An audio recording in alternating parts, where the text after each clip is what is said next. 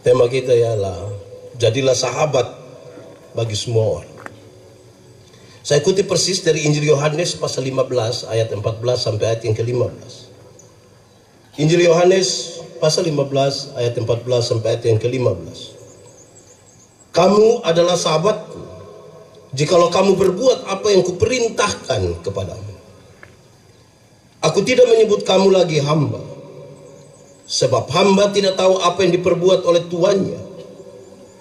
Tetapi aku menyebut kamu sahabat, karena aku telah memberitahukan kepada kamu segala sesuatu yang telah kudengar dari Bapa-Ku.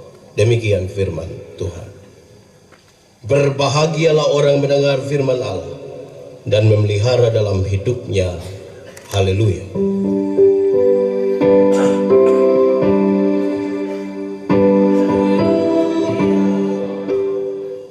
Dalam semangat tema persahabatan ini, saya ingin mulai dengan mengatakan begini.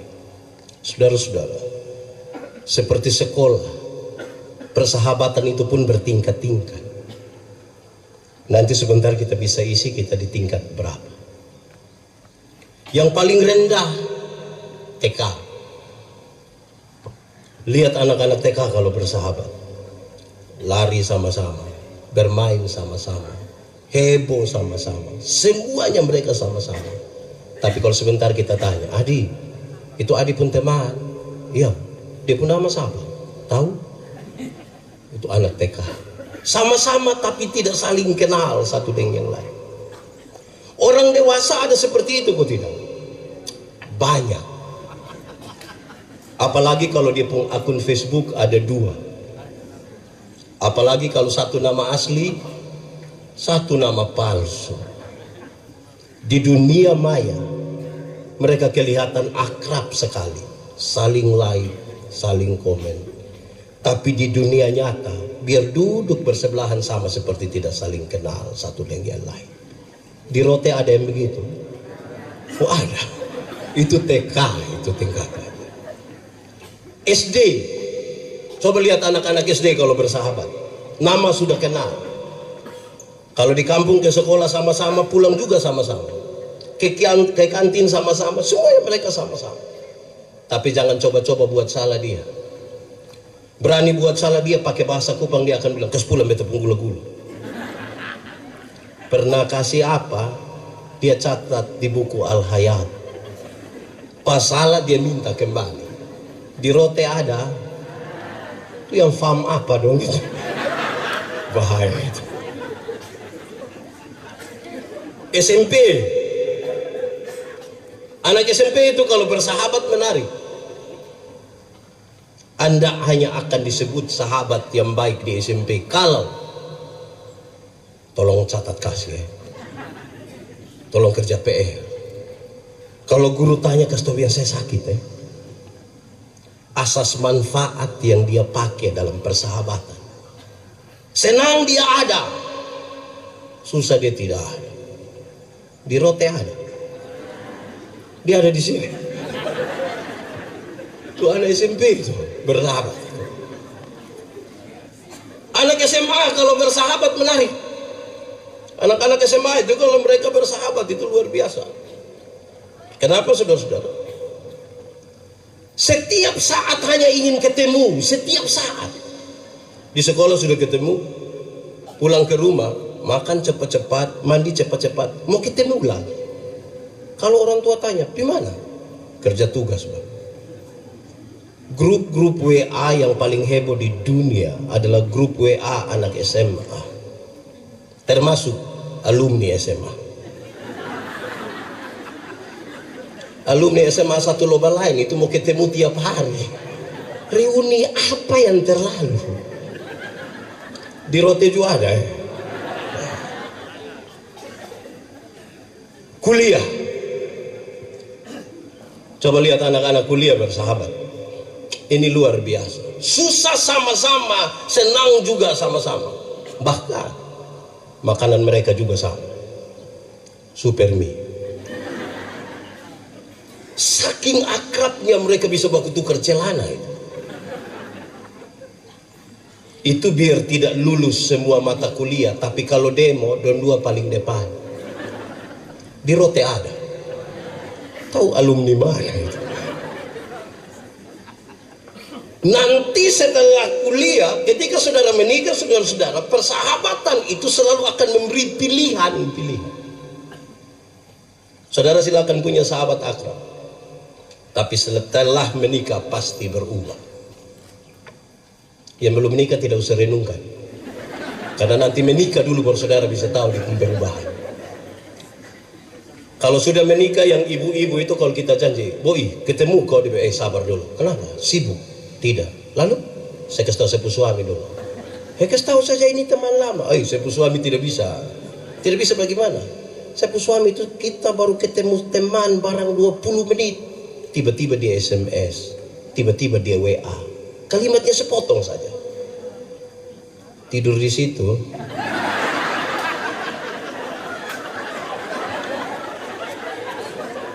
Betul kok ibu-ibu? Ya. Masalah itu ya. Kami yang bapak-bapak juga sama. Kalau sudah menikah itu, kalau teman-teman janji, "Pak, ketemu kok." Tunggu dulu. Sibuk? Tidak. Lalu saya kasih tahu istri. Takut istri? Tidak. Kami hargai istri lah. Terus saya mau kasih tahu, "Mama, saya ketemu teman dulu." "Siapa?" "Kawan." "Cepat ya." Kami baru ketemu 20 menit, tiba-tiba HP bunyi. Ibu yang telepon. Mau ambil, salah. Tidak ambil. Tahu juga ya. Tidak ambil lebih salah. Kalau sampai ambil, ibu hanya ucapkan 3 suku kata. Pas kita ambil, ibu langsung bilang, itu cek posisi. Belum kasih tahu tempat, ibu langsung bilang, "Deng."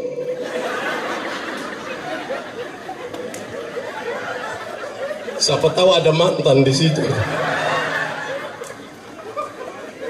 Pas kita sebut nama, ibu langsung bilang, "Oh, tutup."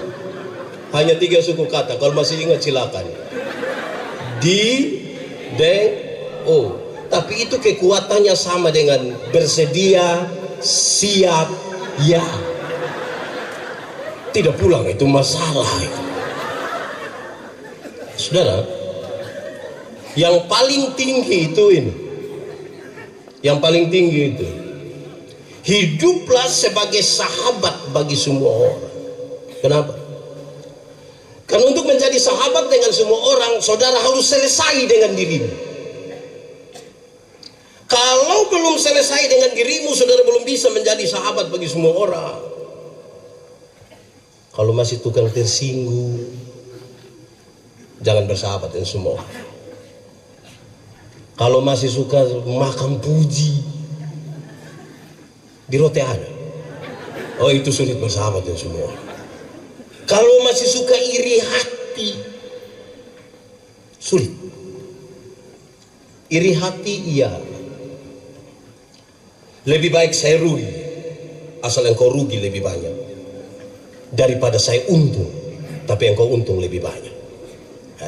Terlalu ribet lah. Saya pakai contoh saja. Ada 2 orang yang tukang iri hati, dorang 2 berdoa kepada Tuhan. Karena Tuhan tahu mereka tukang iri hati, Tuhan kirim malaikat bicara dengan mereka. Malaikat bilang, "Kamu 2 biasa iri hati." Jadi Tuhan bilang hanya 1 yang boleh berdoa, yang 1 tidak usah. Tapi yang berdoa ini dia minta apa? Yang tidak berdoa akan dapat 2 kali lipat. Kamu 2 siapa berani? Kami 2 sama-sama tidak berani. Akhirnya saya dan Pak Sekda, kami 2 sama-sama tarik lot. Saya yang dapat kesempatan berdoa. Saya pikiran ini. Kalau saya minta kaya, Pak Sekda lebih kaya, kan saya pikir.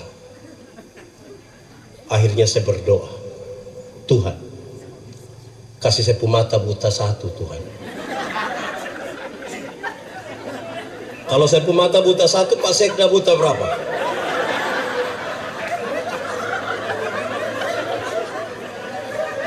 Buta 1 rugi kok tidak? Rugi kok tidak? Tapi lebih senang lihat orang buta 2 toh. Sebentar saudara pulang dari sini, ada orang bawa motor hampir tabrak kita dari belakang, kita silih sedikit, dia lewat 20 meter, dia jatuh.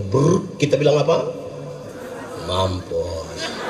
Cek pita kita pun bapak yang jatuh. Senang sekali lihat orang susah dan susah sekali lihat orang di rote juada. Tahu dia pakai baju warna apa? Orang begini sulit berjumpa dengan semua orang. Kenapa saudara-saudara? Dalam perjumpaan dengan semua orang kita bergumul dengan 3 hal yang serius. Dan itu harusnya selesai dulu dengan diri. 1. Dalam perjumpaan menjadi sahabat bagi semua orang, kita bergumul dengan apa yang disebut dengan nama rahasia. Saudara, kalau masih ada sahabat sampai hari ini akrab, pasti saudara punya rahasia. Istri tidak tahu, suami tidak tahu, tapi sahabat tahu. Saya mau kasih 2 catatan ringan. 1, saudara, kalau sudah terlalu rahasia antara 2 sahabat, itu biasanya negatif. Kalau sudah terlalu rahasia itu negatif. Apalagi kalau duduk sama-sama istri suami, tiba-tiba ada yang telepon, dia sengaja bangun pindah sedikit baru dia bilang halo. Halo. Di rote ada. Itu Pak ada duduk di situ.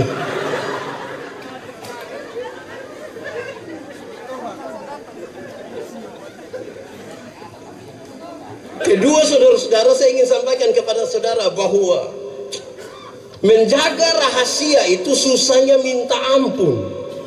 Jaga rahasia itu susah. Saya bilang di Pak Sekda, Bapak, kita 2 so.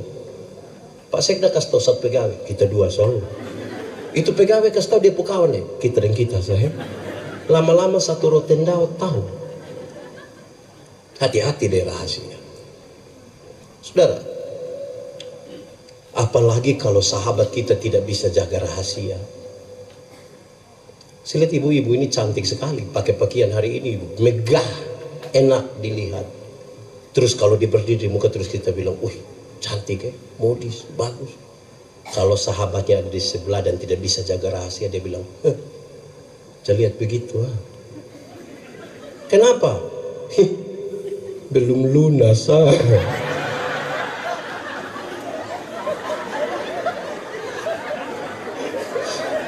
Kau tahu dari mana?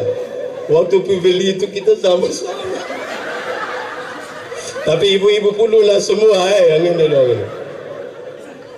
Jadi kalau tidak bisa jaga rahasia itu berat dalam sebuah persahabatan. Kedua, saudara-saudara, saya ingin sampaikan kepada saudara bahwa menjadi sahabat semua orang itu kita bergumul dengan yang kedua adalah pengampunan. Makin berjumpa dengan banyak orang harus makin meluaskan hati untuk bisa mengampuni. Kenapa? Karena akan banyak orang tidak memuaskan saudara. Semakin banyak yang kita ketemu, semakin banyak tidak akan memuaskan hati saudara. Saudara bisa sakit itu kalau tidak mengampuni. Kita di rumah yang bapak 1, mama 1, anak 2 orang saja, 1 bikin jengkel 1. Itu hanya 4 orang. Kadang-kadang suami bilang di istri, istri bilang di suami, saya baru tahu lu ini. Itu hanya 4 orang. Apalagi kita beda partai. Apalagi kalau kita punya kepentingan politis yang beda. Kalau tidak siap hati untuk mengampuni, saya kira saudara orang yang paling malang di dunia. Saudara, lalu mengampuni itu apa? Mengampuni itu bukan usaha untuk melupakan masalah. Makin sakit hati makin tidak bisa melupakan.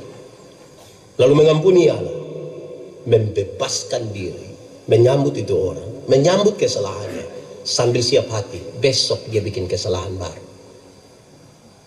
Karena itu di dalam pengampunan tidak boleh ada ini kalimat. Ingat, pertama dan terakhir tidak boleh. Berapa kali harus mengampuni? Alkitab bilang 70 kali 7 kali. Bukan soal 490 kali. Angka 7 dalam Alkitab selalu bermakna sempurna. Mengampunilah terus menerus, karena engkau akan berjumpa dengan banyak orang tiap-tiap waktu. Ketiga, dalam pengampunan, dalam persahabatan dengan semua orang, kita bergumul dengan apa yang disebut dengan nama waktu luang. Waktu luang. Kami bapak-bapak ini kalau ketemu teman barang 30 menit, tiba-tiba satu akan ngomong begini. Pakai bahasa Kupang dia akan bilang begini. Duduk begini-begini sako. Kosong-kosong sah. Lihat satu dulu. Lama-lama satu kerat itu. Itu kok kami yang bapak-bapak. Saya mau tanya yang ibu-ibu. Ibu-ibu kalau ketemu sahabat barang setengah jam, omong apa? Omong apa ibu-ibu? Berdoa. Ibu-ibu itu kalau ketemu sahabat barang setengah jam itu ada yang angkat kalimat menarik. Kalau dia mulai dengan kalimat ini, ada dengar kok tidak. Kalau dia mulai dengan ada dengar kok tidak, kita tidak tahu siapa korban berikutnya. Hati-hati dengan waktu luang. Di Kupang itu, lampu merah di Komdak itu hanya 1 menit sampai 1,5 menit. Kita dengan motor sampai pas lampu merah kita berhenti. Lihat di papan reklame ada mobil warna hitam, ada perempuan pakai baju merah. Kita lihat itu perempuan hanya lihat ke kita, bukan lihat ke orang lain. Beberapa detik kemudian kita lihat perempuan itu turun dari papan itu jalan menuju kita. Beberapa detik kemudian kita dengar dia panggil kita pun nama. Beberapa detik kemudian kita rasa dia mulai pegang kita pun tangan. Beberapa detik kemudian orang-orang bilang, wah jangan sudah. Dasar tangan. 1 menit di lampu merah saja pikiran kita bisa kemana-mana. Apalagi kalau belum bisa tidur setengah jam. Hati-hati. Kejahatan itu tidak terjadi serta-merta. Kejahatan itu dibuahi di sini, dibuahi di sini. Tiap-tiap saat. Yang kita belum bisa tidur kalau lihat-lihat loteng tiba-tiba. Saya ada ide. Terus dia online, dia bikin status. Sudah jam 12:45 tapi mata belum bisa tertutup. Ada yang komen kok tidak? Minta nomor WA aku tidak? Saudara, sebelum kita masuk pada teks ini baru pengantar. Dua alat refleksi buat kita tentang persahabatan. Pertama, waktu. Tentang waktu ada ungkapan tua bilang begini, waktu adalah sahabat terbaikku. Waktu adalah sahabat terbaikku karena dia menyertai perjalananku sampai aku mati. Waktu itu tidak akan pernah meninggalkan kita 1 detik pun. Dia sahabat terbaik. Bahkan setiap kali bicara tentang kehidupan, itu kita bicara tentang waktu. Kedua, ungkapan ini bilang begini, hari akan kembali kepada hari, jarum jam akan berputar kembali pada angka itu. Tetapi yang namanya kesempatan datang berapa kali? Berapa kali? 1 kali. Hari ini kita bisa bertemu begini, besok kita masih bisa bertemu. Tapi perjumpaan hari ini sungguh-sungguh akan berbeda dengan besok. Maksimalkanlah perjumpaan hari ini. Maksimalkanlah kesempatan hari ini. Kalau saudara jadi ASN hari ini, saya ragu besok saudara masih ada atau tidak. Alat refleksi yang kedua adalah cermin. Coba saudara lihat cermin. Pernah pakai cermin? Ungkapan tua tentang cermin bilang begini, cermin adalah sahabat terbaikku. Kenapa? Karena cermin itu tidak akan tertawa ketika aku menangis. Kalau saya menangis, di cermin pun menangis. Kalau saya tertawa, di cermin pun dia sahabat terbaik. Realistis sekali, jujur sekali. Siapa yang datang di cermin pas dia menangis di cermin bilang, Kan tidak. Yang kedua, ungkapan Tua bilang begini, cermin itu dapat memantulkan bayangan diri, tapi isi hati tidak diketahui oleh cermin. Cermin memantulkan bayangan diri, tapi isi hati tidak diketahui oleh cermin.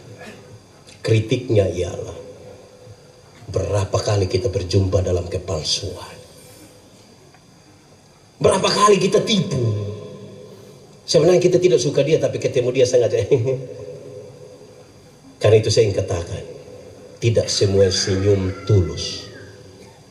Tidak semua senyum tulus. Ada yang palsu. Kita datang, kita bilang slow, terus slow, kita lewat pada di rote juga ada. Siapa pu istri? Tapi yang menarik yang ketiga, orang datang bercermin, dia melihat dirinya. Pertama dia hanya melihat diri, tapi kemudian seolah-olah tangannya diperintah melakukan sesuatu. Begini kah? Begini kah? Makin banyak bercermin, makin harusnya lebih rapi, lebih baik. Tapi saya berkhotbah di banyak tempat. Biasa habis khotbah beberapa orang datang, selamat Pak Pendeta, terima kasih. Khotbah tadi pas. Saya tanya, pas dengan? Pas dan dia, Bang. Itu bukan cermin. Itu kaca spion. Kalau cermin, orang lebih banyak melihat diri. Amin kok. Tapi kalau kaca spion lebih banyak melihat siapa? Saya tidak tahu di rote ini kita lebih banyak pakai apa. Cermin kok kaca spion. Saudara yang bilang, oh. Saudara, lalu teks ini bilang begini. Kamu adalah sahabatku jikalau kamu melakukan apa yang kuperintahkan kepadamu. Oh, itu serius. Okelah jadi sahabat. Tapi sahabat di dalam nama Tuhan itu melakukan sesuatu yang Tuhan mau. Ada banyak juga persahabatan tapi tidak melakukan yang Tuhan mau. Banyak orang terprovokasi karena sebuah persahabatan.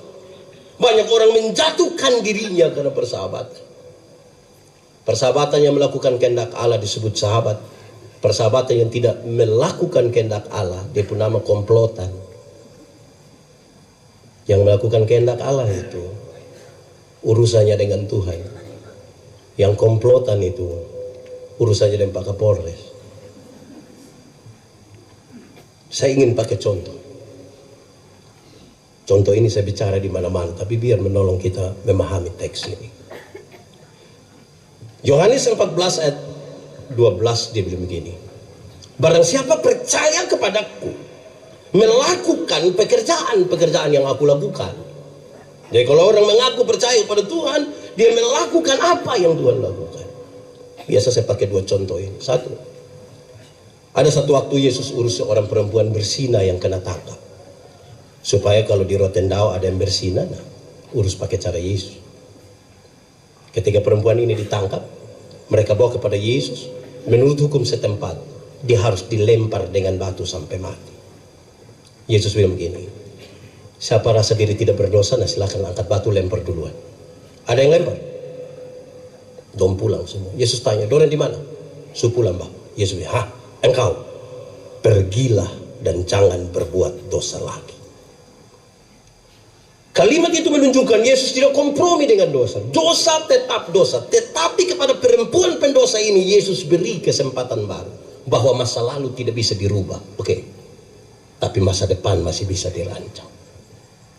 Tidak mungkin kita pulang ke masa lalu. Tapi masa depan sekarang kita mau rancang. Sekarang saya mau tanya duluan yang suami-suami. Bapak-bapak, suami-suami yang mengaku percaya Yesus, saya mau tanya. Satu saat tahu kalau mama selingkuh, istri selingkuh, bisa urus pakai cara Yesus. Cari mama, kau bilang, boi, pergilah dan jangan berbuat dosa lagi. Bisa? Wih, saya yakin berat itu. Separuh akan bilang, mama pergilah dan jangan pulang lagi. Pipi terus. Yang ibu-ibu saya mau tanya, Ibu-ibu satu saat tahu suami selingkuh bisa urus pakai cara Yesus. Bisa. Cari suami kau bilang, "Papa, pergilah dan jangan berbuat dosa lagi." Pasti bab tua bilang, "Puji Tuhan." Banyak ibu-ibu tidak begitu, apalagi kalau mereka punya gaji sendiri, tahu suami selingkuh, dia berdiri di pintu baru dia bilang begini, "Lu kira lu sendiri yang bisa? Jangan lihat umur 40 tahun begini Bapak, tapi berapa yang kecewa." Ini kalau cara begini tidak bisa. Di Rote juga ada. Fam apa? Kedua, saudara-saudara, tahun 2009 saya ketua Panwaslu. Saya begini ketua Panwaslu. Saya juga heran. Datang 1-2 caleg, mereka bilang ke saya, "Pak Pendeta, yo, kira-kira saya bisa jadi anggota dewan kok tidak?" Saya bilang, "Ya macam Bapak begini tidak bisa." Kok Pendeta yakin sekali? Oh, saya yakin. Kenapa? Bapak ini minta tolong jadi penatua diaken di gereja yang hanya urus 20 kakak, Bapak tidak mau. Tapi Bapak mau urus kami semua, saya yakin tidak jahat. Habis pemilu ternyata dia tidak terpilih. Dia datang cari saya, "Pak Pendeta, yo, ternyata Bapak mulut panas betul." Saya bilang, ini bukan soal mulut panas, Anda yang tidak terbiasa setia pada perkara-perkara yang kecil. Satu saat Yesus urus orang bertengkar baku rampas jabatan. Yakobus bilang dia, Petrus bilang dia, Andreas bilang dia. Yesus tidak marah, jabatan itu kebutuhan. Prosesnya menjadi penting. Yesus ambil satu anak kecil, taruh di antara mereka. Terus Yesus bilang begini, "Barang siapa mau menjadi yang terbesar di antara kamu, hendaklah dia menjadi yang selesai." Tidak pakai pendekatan dengan sekda. Tidak pakai bawa ayam. Bukan mau pemilu baru datang kau bilang, "Kita dua saudara." Wah, saudara apa muka beda? Setia dulu pada perkara-perkara yang kecil, saudara. Lakukanlah, tanggung jawab. Tadi saya kira ikrar itu bagus sekali. Kecil, sederhana, tapi punya nilai. Saya mau tanya saudara, boleh jawab. Kalau dapat uang 1 miliar ini hari, kira-kira buat apa? Dapat uang 1 miliar, kira-kira buat apa? Kasih orang susah kok tidak? Saya rasa saudara berat sekali. Saya kalau dapat uang 1 miliar ini hari, semuanya saya kasih orang susah. Semuanya saya kasih. Nanti pendeta dapat apa? Nanti baru menghayal lah ya. Saudara, ini baru menghayal, saya susah kikir. Baru menghayal ini. Uang belum ada ini. Baru menghayal, saudara susah kikir begini. Saya yakin saudara nanti susah ini. Tidak susah jadi orang kaya nih. Belajar setia dulu pada hal-hal kecil. Saudara kalau tidak menyelesaikan hal-hal kecil dalam hidupmu, perjumpaan dengan orang lain itu saudara sebuah kemustahilan. Kedua, saudara-saudara, saya ingin bilang pada saudara, Yesus bilang begini, "Aku tidak lagi menyebut kamu hamba, tapi aku menyebut kamu," ini kalimat serius. Kenapa? Di zaman itu hamba itu kelasnya sama persis dengan binatang peliharaan. Bahkan nasib dari binatang peliharaan jauh lebih baik dari nasib para hamba. Binatang peliharaan itu kalau sakit, dorang bawa untuk rawat. Tapi kalau hamba sakit, mereka biarkan. Mau mati itu tidak apa-apa. Yesus menyatakan kalimat, "Aku tidak lagi menyebut kamu hamba, tapi aku menyebut kamu sahabat." Ini sebuah makna simbolik yang baik sekali untuk menjelaskan dalam sebanyak sekali pertanyaan, kenapa Yesus lahir di kandang. Dia turun serendah-rendahnya di kandang, menjemput manusia dalam kategori binatang untuk mengangkat mereka menjadi sahabat.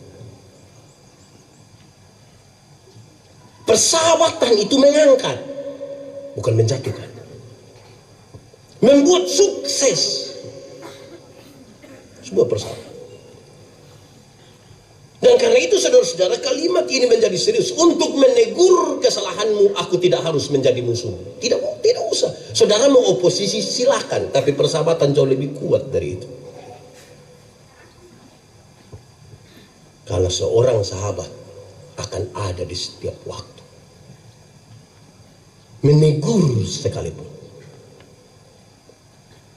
Saudara-saudara, lalu kita bergumul dengan hal-hal ini.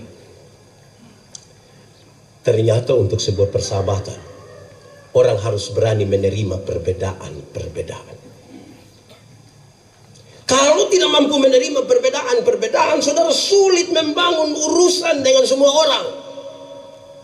Kenapa?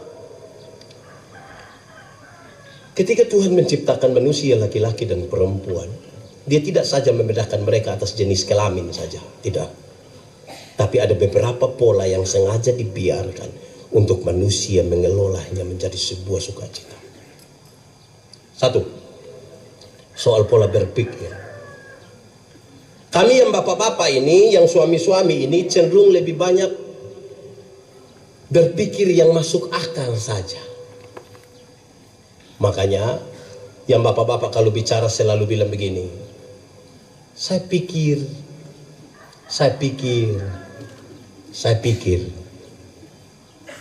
Tapi yang ibu-ibu, yang perempuan lebih banyak pakai apa? Makanya ibu-ibu kalau bicara selalu bilang, saya rasa.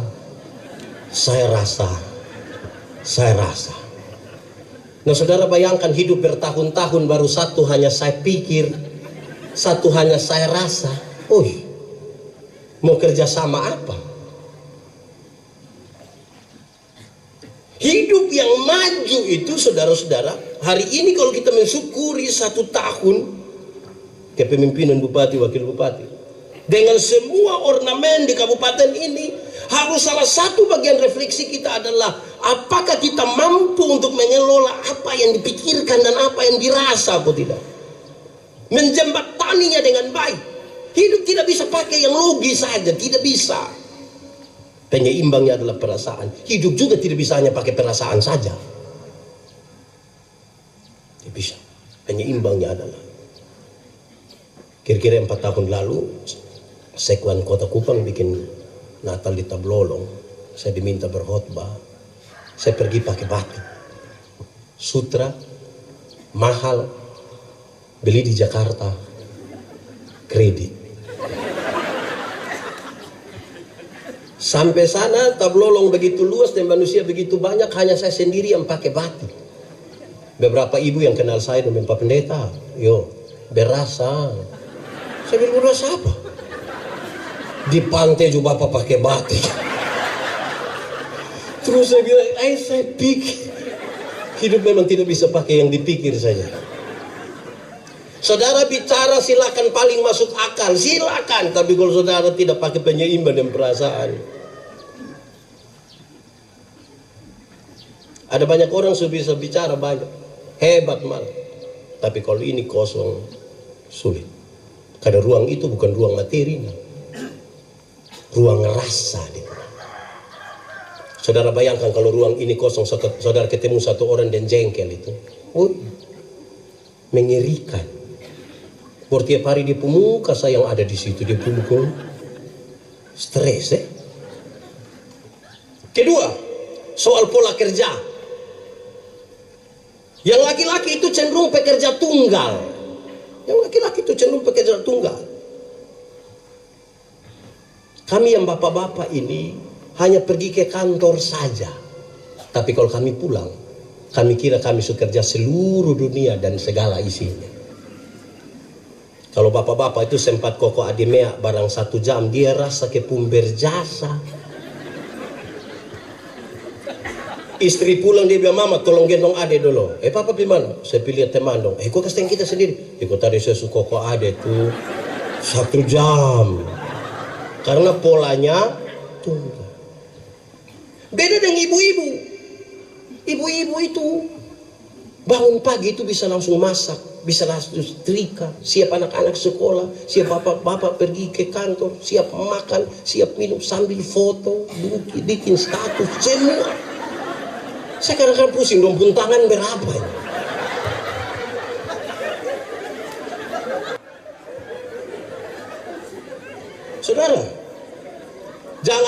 saudara-saudara, kalau bapak-bapak itu, kami bapak-bapak itu, tamu baru di emper, bapak langsung bilang, "Mama, kopi." Padahal kopi tidak ada. Sebentar tamu pulang, mama bilang, "Papa, lain kali tuh kalau mau tanya, mau suruh begitu, nak cek dulu kopi kok tidak." Terus bapak bilang, "Kok yang itu hari saya sudah beli itu 6 bulan lalu." Karena polanya tunggal, dia kira satu kali beli itu untuk seumur hidup.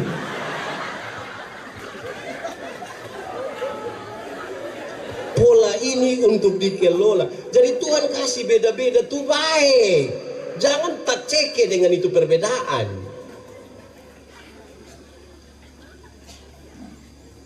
Saudara, kalau ada acara begini, ketua panitianya bapak-bapak, jangan telepon yang panitia, ketua panitia, jangan. Kalau kita di luar terus telepon yang ketua panitia, "Bapak, toh ke mana?" Pasti di pung kalimat bilang, "Aman." Pasti bilang aman. Nanti pas bilang aman, baru ibu-ibu bilang, "Aman apa?"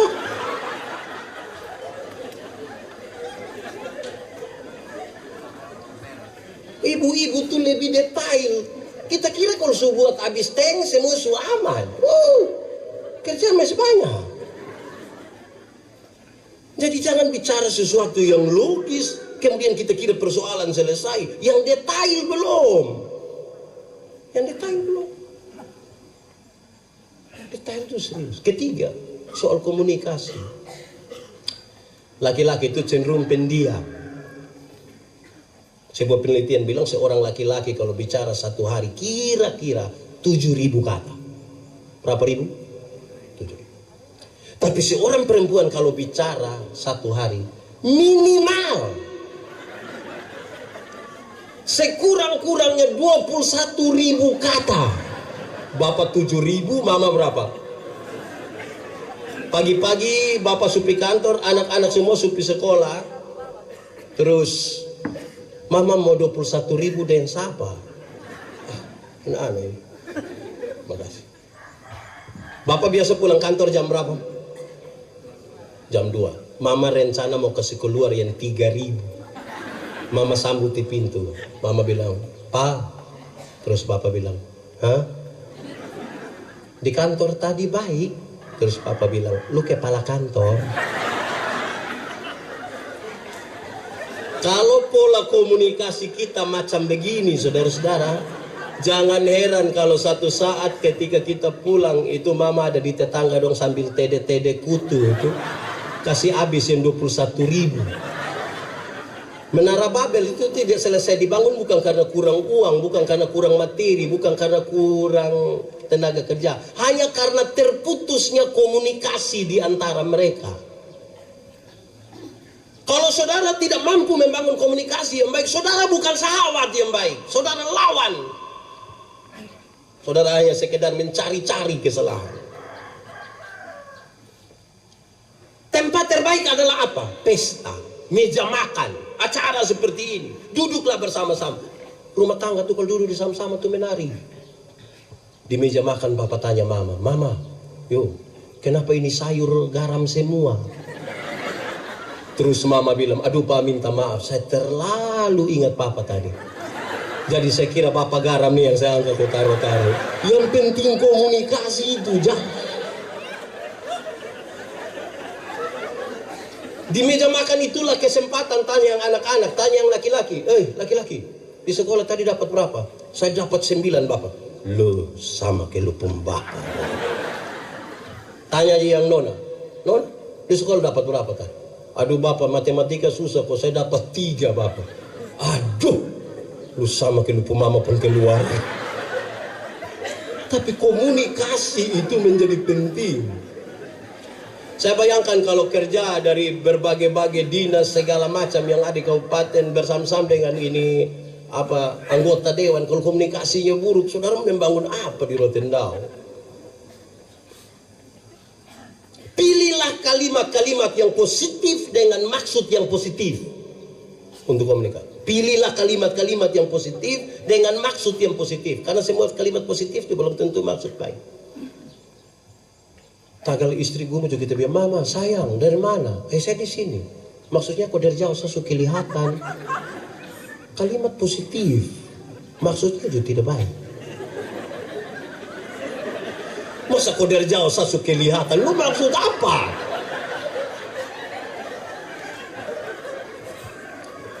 Keempat, saudara-saudara, soal pola ingatan. Pola ingatan.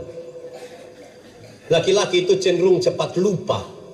Laki-laki cenderung cepat lupa. Baru kunci mobil begini, tak, jalan 30 langkah terus bilang, tahu saya suka kunci kok belum. Dia kembali kunci ulang. Karena polanya cepat lupa. Makanya ibu-ibu kami minta maaf. Kami bapak-bapak ini kalau di luar rumah kami lupa kalau kami ada istri.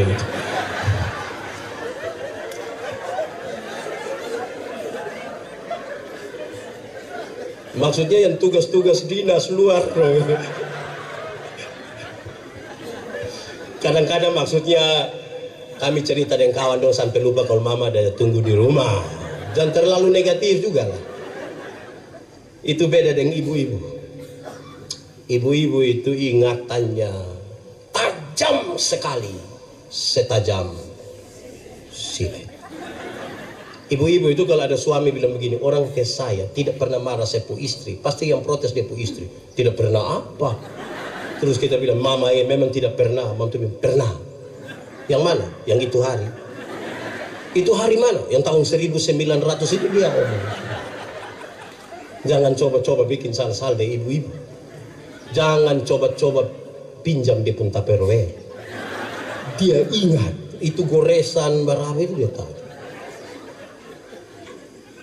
Yang pernah jadi anak-anak, pegawai muda dong saya mau tanya, pernah jadi anak-anak saya mau tanya, pernah periksa papa dan mama pun pakaian dinas kok tidak? Pernah kok? Kalau periksa saku-saku dinas itu saya mau tanya, yang paling dapat uang paling sering kita dapat uang itu di bapak pun pakaian dinas atau mama punya? Bapak pasti lupa. 5.000, 10.000, 20, bapak lupa. Jangan coba-coba periksa di mama punya. Sia-sialah pekerjaanmu.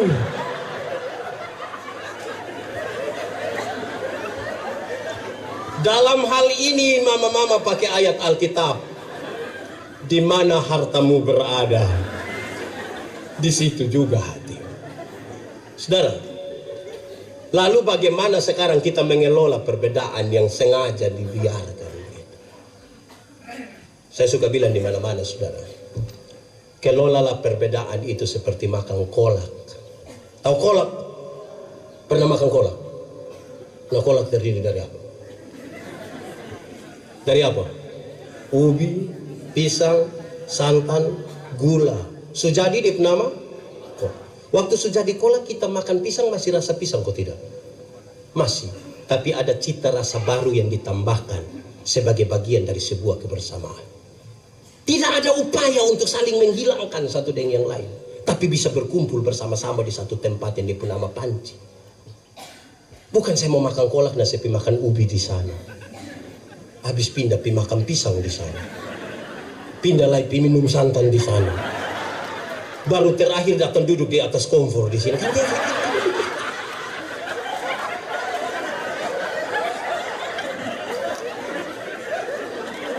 Boleh berbeda tapi tetap bisa bersama-sama. Jangan bikin diri inti. Cadangan saya cukup. Jangan kelola ini kebersamaan ini seperti minum kopi. Tahu kopi? Pernah minum kopi? Nah, kopi terdiri dari apa? Air panas, gula, kopi. Sujadi dia pun nama. Habis yang lain pula. Kopi itu terlalu egois. Kita semua tapi nama mesti dia. Kita semua menang. Teman yang terlalu mendominasi segala sesuatu tidak baik. Hendaklah yang seorang merasa yang lain itu penting. Penting. Persahabatan itu menolong kita untuk memahami nilai-nilai kemanusiaan. Karena seorang manusia tidak mungkin bisa tinggal sendiri. Itu tidak bisa. Alkitab mencatat dengan sangat baik. Kamu satu tubuh, anggotanya yang beda-beda. Mata karena dia mata, dia tidak lebih penting dari tangan. Semua penting. Siapa yang malam-malam perut sakit kok mau PWC, kaki bilang di perut, bilang perut. Jamarau. Kenapa? Bisa sendiri ya. Sama-sama. Alkitab bahkan bilang, kalau jarimu terluka, mata ikut menangis. Dan kalau mata menangis, tangan